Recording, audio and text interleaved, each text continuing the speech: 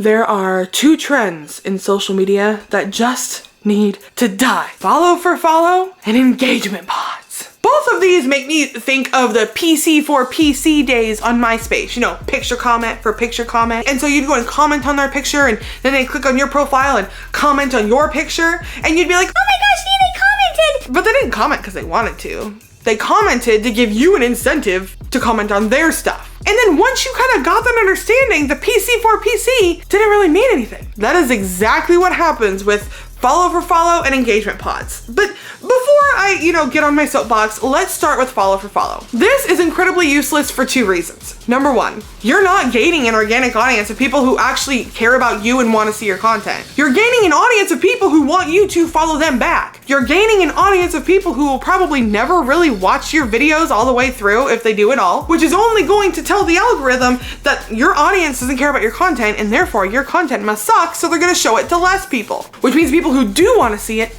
won't. Number two, you're curating a personal feed of content that you don't even want to see. Only follow accounts that you want to follow. You can follow accounts where you enjoy the content, you can follow accounts where you're gonna learn about your niche, or you can follow accounts to network with people, where you're gonna reach out to them, comment on their stuff, build that relationship. Focus on gaining an audience that actually wants to see what you post. It is far better to have 100 people who love your content and love consuming it than to have 10,000 people who couldn't give a crap. Because with the 100 people loving your content, more people are gonna see it because of how they're engaging with your content in the algorithms. 10,000 people who couldn't care less about you and never look at your stuff and never comment, never engage, really not worth your time, and it's actually hurting you. Let's talk about engagement pods. In theory, this sounds great because it's like, Karleigh, you talk about engagement all the time, and so we're getting together to boost engagement on each other's posts, so then that way more people will see it, right? I dig the theory. Your heart's in a really good place. But this is very similar to the idea of follow for follow. You're not getting true engagement. You're getting engagement from people that may or may not be a good fit for your content. Plus, if you're in a pod with 10 other people and all of you are just engaging with each other's content, the only people that are gonna see your content are you guys in the pod. Which means that Instagram is going to see that you guys really get along and really talk to each other. It's just gonna say, okay, well, we're just gonna show all their content to just this small bubble of 10 people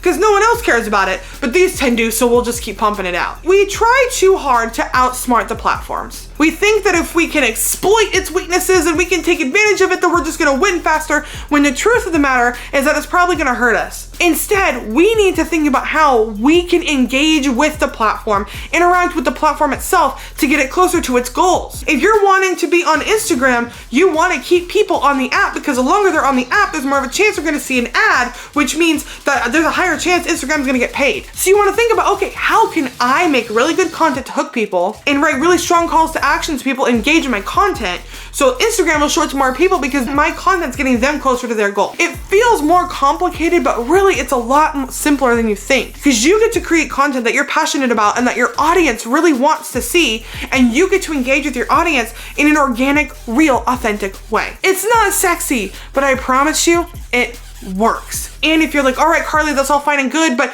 consistency is really hard for me, then you need to watch this video right here, because I teach you exactly how to create a plan for consistency to make content creation fit in your life and not the other way around.